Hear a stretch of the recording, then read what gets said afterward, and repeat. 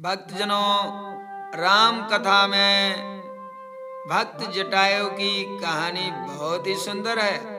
जटायु ने अपने पंख कट जाने पर भी भगवान की भक्ति को नहीं छोड़ा। ऐसा भक्त यदा कदा ही होता है।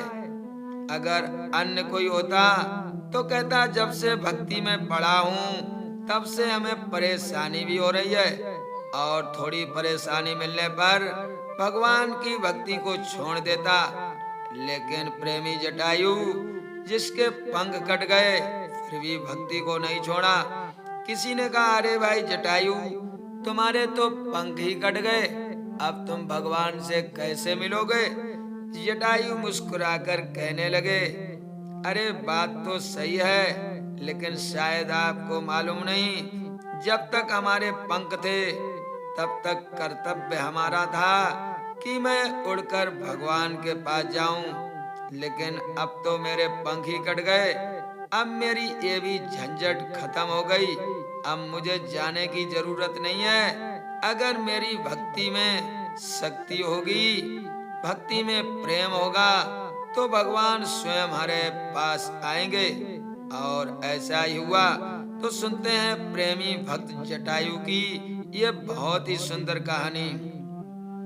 सर्वत्र खलु दृश्यन्ते साधवो धर्मचारिणः शूरासरण्यः सौमित्रे त्रियागयो निगते शवै।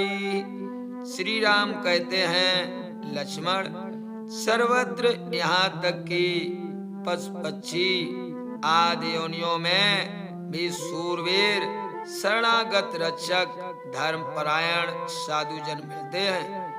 प्रजापति कश्यप जी की पत्नी विनता से 2 पुत्र हुए, गरुण और अरुण। इनमें से भगवान सूर्य के सारथी अरुण जी के 2 पुत्र हुए, संपाति और जटायु। बचपन में संपाति और जटायु उड़ान की चोड़ लगाकर ऊंचे जाते हुए सूर्य मंडल के पास तक चले गए। उन्होंने सोचा कि मैं जीत जाऊंगा। संपाति और जटायु में जब ये तय हो गया तो दोनों सूर्य के पास उड़ने लगे। असहा तेज न से सकने के कारण जटायु तो लौट आए, किंतु संपाति ऊपर ही उड़ते गए। सूर्य के अधिक निकट जाने पर संपाति के पंख सूर्य ताप से भस्म हो गए। वे समुद्र के पास पृथ्वी पर गिर पड़े। जटायु लौटकर पंचवटी में आकर रहने लगे। महाराज दशरथ के आखेट के समय इनका परिचय हो गया और महाराज जी ने इन्हें अपना मित्र बना लिया। वनवास के समय जब श्री राम जी पंचवटी पहुंचे तब जटायु से उनका परिचय हुआ। मर्यादा पुरुषोत्तम अपने पिता के सखा गीधराज का पिता के समान ही सम्मान करते थे। जब छल से स्वर्ण मृग बने मारीच के पीछे श्री राम वन में चले गए, और जब मारीच की कपटपूर्ण पुकार सुनकर लक्ष्मण जी बड़े भाई को ढूंढने चले गए, तब सूनी कुटिया से रावण ने सीता को उठा लिया।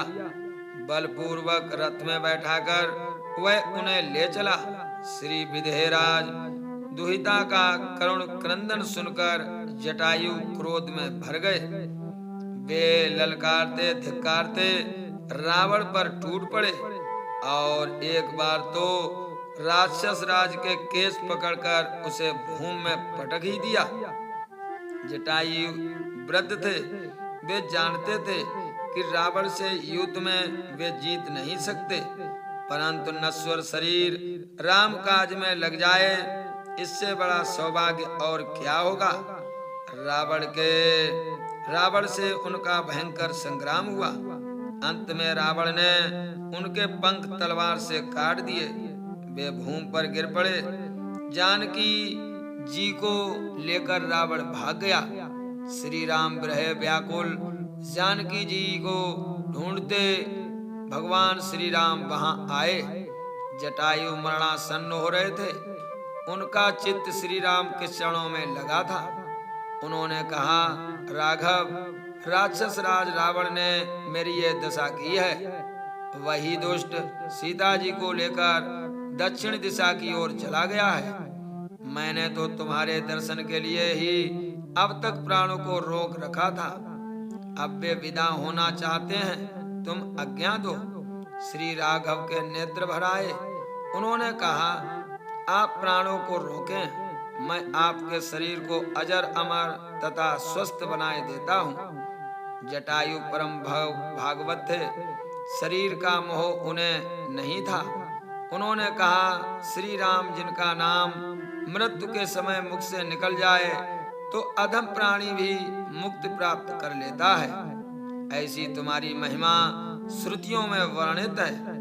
आज वही तुम प्रत्यक्ष मेरे सम्मुख हो, फिर मैं शरीर किस लाभ के लिए रखूं? दयाधाम श्री राम भद्र के नेत्रों में जल भर आया। वे कहने लगे, तात, मैं तुम्हें क्या दे सकता हूँ? तुमने तो अपने ही कर्म से परम गति प्राप्त कर ली है। जिनका चित्त परोपकार में लगा रहता है, उन्हें संसार में कुछ भी दुर्लभ नहीं है। अब इस शरीर को छोड़कर आप मेरे धाम में पधारें। श्री राम ने जटायु को गोद में उठा लिया था। अपनी जटाओं से वे उस पक्षीराज की देह में लगी धूल झाड़ने लगे। जटायु ने श्री राम के मुख कमल का दर्शन करते हुए उनकी गोद में ही शरीर छोड़ दिया। उन्हें भगवान का सार रूप प्राप्त हुआ।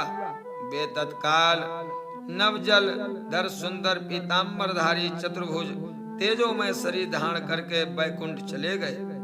जैसे सत्यपुत्र श्रद्धा पूर्वक पिता की अंत्येष्टि करता है, वैसे ही श्री राम ने जटायु के शरीर का सम्मान पूर्वक दाह कर्म किया और उन्हें जलांजलि देकर श्राद्ध किया। पक्षीराज के सौभाग्य की महिमा का कहाँ पार है। त्रिभुवन के स्वामी श्री राम, जिन्होंने दशरथ जी की अंत्येष्टि नहीं की, वे जटायु की अंत्येष्टि विधि पूर्वक करते रहे। उस समय श्री जानकी जी का वियोग भी भूल गया था। कहते हैं कि जटायु ने दशरथ महाराज जी की क्रिया न करने पर, और भगवत प्रेमियों, इस प्रकार भक्तराज जटायु की बहुत ही सुंदर कहानी है। इस कहानी को सुनकर अपने हृदय में भक्ति को प्रवाहित करें।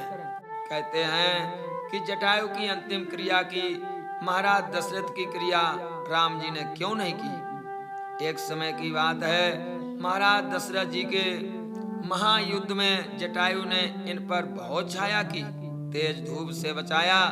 जब महाराज दशरथ युद्ध जीत गए तो उन्होंने देखा, अरे बादल तो है नहीं, फिर ये धूप मेरे ऊपर क्यों नहीं आ रही है, मुझ पर किसने छाया की है?